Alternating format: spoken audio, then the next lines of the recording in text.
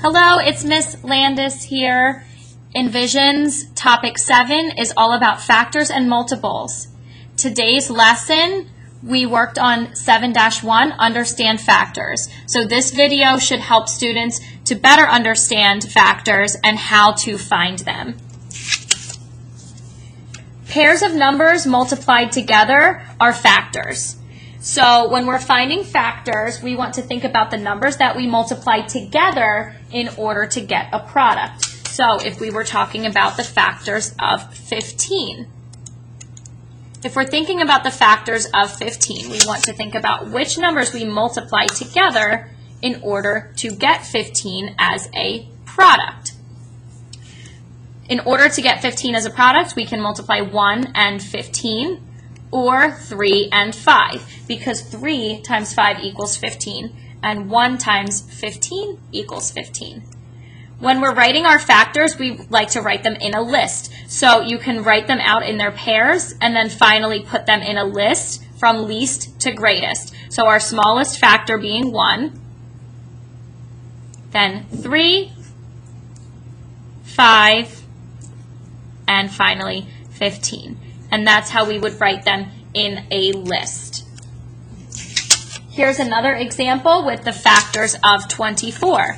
Now 24 is a larger number, so it has more factors. The factors of 24 are 1 and 24, 2 and 12, 3 and 8, and 4 and 6. So if we were to write those factors in a list from least to greatest, we would start with the smallest factor being 1, then 2, 3, 4, 6, 8, 12, and 24.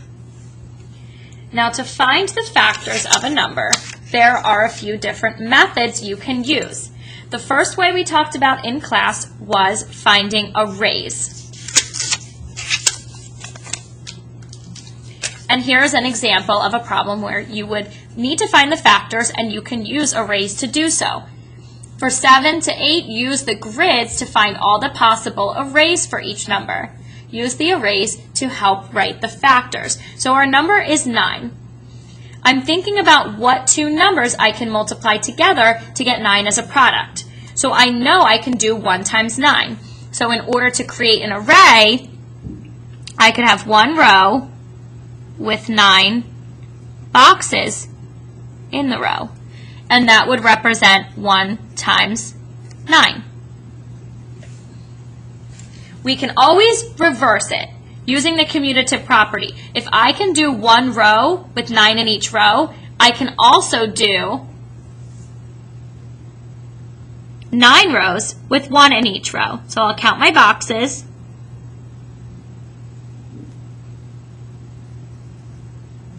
Since we have 9 rows, it would be 9 times the amount in each row, which is 1. So those are two arrays. We can create one more array because I know that 3 times 3 equals 9. And since 3 and 3 are the same number, that's going to give us actually a square. 3 times 3 would be another array that I could create. These are all of my factors for 9, so now I can put them in a list. Now when you put them in a list, you're only going to list each factor once. So starting with the lowest, we have 1, then 3, we'll only list it once, and finally 9. And those are the factors of 9. Now since 9 is a smaller number, it's not going to have as many factors as, say, 36. 36 is a larger number. It's going to have a lot more factors. It's also an even number. So when we're finding the factors of even numbers, we know that even numbers can always be divided by 2. Let's begin with creating our factor pairs and start with the easiest one that you can always get first, 1 times that number. So I know that 1 and 36 are factors of 36. When you're finding the factors, the easiest method is to start with 1 and then go to 2. is there anything times 2 that will give me 36? Well, 36 is an even number, so the answer is yes. But what times 2 gives me 36? If you don't know, you can use the standard division algorithm. I can, off to the side here, do some work to figure it out. What is 36 divided by 2? Then I can get the other factor, because we know 2 times something is going to equal 36. Starting on the inside, 3 divided by 2 is 1. 1 times 2 is 2. Subtract to get 1. Bring down my next digit. 16 divided by 2 is 8. 8 times 2 is 16. And we subtract to get 0. Now, I know 36 divided by 2 is 18, so 2 times 18 equals 36. That is my next factor pair. When we're listing factors, we want to get all of them. You need to find all of the factors, because especially on a test question, if you're missing a factor or a factor pair, you might get the question wrong if you need to pick the answer in a multiple choice question that has all of the factors. Next, we would go to 3. 1 and 36 give me 36, and 2 times 18. Well, is there anything times 3 that can give me 36? If you don't know, then it's time to try it. Just like we did up here, we're going to divide 36 divided by 3 and see if we can come up with something. If there's a remainder, it means that 3 doesn't go into 36 evenly. If there's no remainder, it means that that number times 3 gives you 36. 3 divided by 3 is 1. 1 times 3 is 3. Subtract to get 0. Bring down my 6. 6 divided by 3 is 2. And 2 times 3 is 6.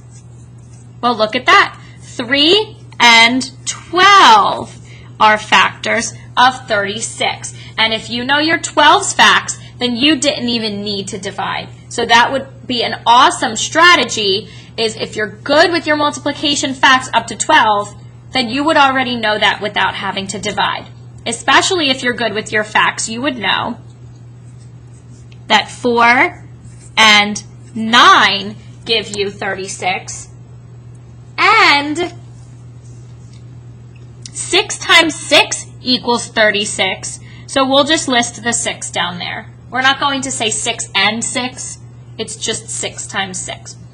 So now we have our factors, and we can put them into a list, starting with the least and ending with the greatest. So 1, 2, 3, 4, 6, 9, 12, 18, and 36.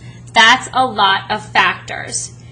Ultimately, when we're listing our factor pairs, we'll connect them to make sure that we have all of the factors in a pair. So one way that I showed the students how to do it today is to connect them like this to their pair. And 6 won't be connected to anybody because 6 times 6 is 36. When you're finding factors, the most important thing to remember is to use the facts that you know to help you get the factor pairs. And also, if you're unsure, try division, because especially since I know this number was even, I knew it could be divided by 2. I just didn't know exactly what times 2 would give me 36. So that's how division helps. Tomorrow we'll be doing more with learning how to find factors. I hope you have a great day, and I'll see you guys later in class.